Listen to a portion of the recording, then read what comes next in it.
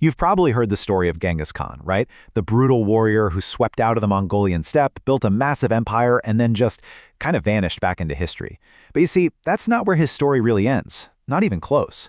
Because what Genghis Khan left behind was something way more lasting than ruined cities. It's something hidden deep inside us, a legacy we've been carrying for 800 years without even realizing it. Okay, look at this number, 16 million. That is the best estimate for how many men are alive right now who are direct descendants of just one man from the 13th century. It's a number so huge it honestly sounds made up. So that's the big question, isn't it? How does this even happen? This isn't just a story about a powerful guy who had a lot of kids. No, this was something different. Something way more systematic, more calculated, and honestly, way more successful than any empire he ever built on a map. And to figure it out, we have to start with the modern science that blew this whole story wide open. So back in the early 2000s, geneticists were studying DNA across Asia, and they found this total anomaly. They called it a star cluster. Just picture a star in the middle. That's the original ancestor. And then shooting out from it are the nearly identical genetic signatures of millions of men living today. And using what's called a molecular clock, they could actually date that original ancestor to a very specific place and time, Mongolia, around 800 years ago. Well, that points to one person in particular, doesn't it? To really get the why behind this genetic empire, we have to rewind. We have to go back to the man before he was the great Khan. He was just a boy named Temujin, born into this world of constant, brutal tribal warfare, where your bloodline, your family name, was literally the only thing that mattered. And his was about to be wiped out. I mean, his early life was just one disaster after another. When he was only 9, his dad was poisoned by a rival tribe. His own clan just abandoned him and his family, left them to starve. Later, his wife Borte was kidnapped by another tribe, and by the time he rescued her, she was pregnant. He was betrayed by his closest friend, defeated, hunted. These weren't just career setbacks, these were attacks on the very thing he valued most, his lineage. And all of this hardship hammered one single brutal lesson into him. Power can disappear overnight, but blood is permanent. He realized that to truly, finally win, you couldn't just beat an enemy. You had to completely erase their potential for a future. You had to erase their sons. So this personal, brutal experience led him to create a strategy. And it was devastatingly simple, really, with just 2 parts. This wasn't just about warfare anymore. This was about engineering a population on a scale that nobody had ever even imagined before.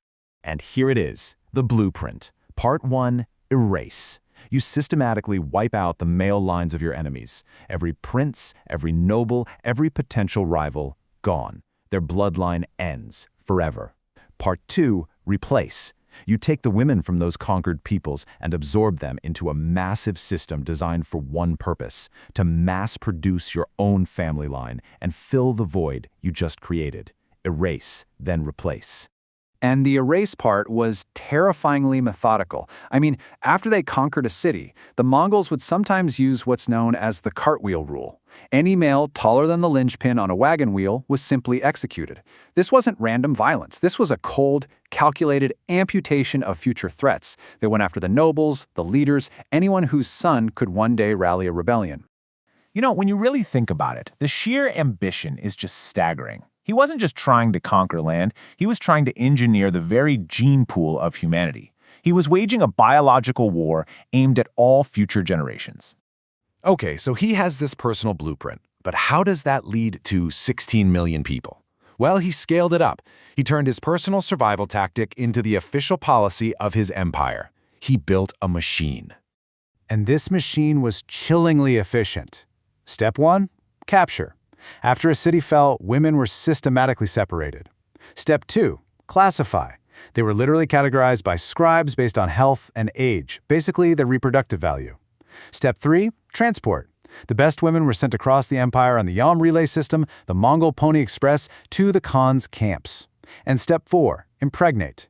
An elite guard managed the harems to ensure the Khan and his sons could father as many children as humanly possible. It was a factory. And this factory had all sorts of supply lines. Women came in as captives from brutal sieges. They came as tributes from chiefs who surrendered. But most importantly, they came as the daughters, wives, and widows of defeated kings. Taking the women of a rival dynasty wasn't just a spoil of war. It was the final, symbolic act of replacing their bloodline with his. Now, this is the real key to those massive numbers. Genghis Khan didn't do this all by himself. He gave huge chunks of his empire, all the way from Russia to Persia to China, to his sons and grandsons. And every single one of them ran the exact same playbook. They would conquer, erase the local male rulers, and then use the replace strategy. It was a multi-generational, continent-spanning genetic takeover. So this all brings us right back to where we started. We can now draw a straight line from this brutal history to that star cluster the geneticists discovered. The proof isn't just in some dusty old books, it's literally written in our DNA. The data today is just wild. Across the entire planet, about 1 in every 200 men carry this specific Y chromosome. But if you look only at the lands that were once part of the Mongol Empire, that number skyrockets to about 8%. That's nearly 1 in every 12 men. This is no coincidence. The genetic footprint lines up almost perfectly with the historical footprint of his armies. This really just connects all the dots. On the left, you have the actions from the 13th century, erasing rivals, mass reproduction for one family, and doing it for generations across a vast empire. And on the right, you have the results we see today in our DNA. His political empire is long gone, crumbled into dust, but his genetic empire, it's still here. So, let's just be crystal clear about this.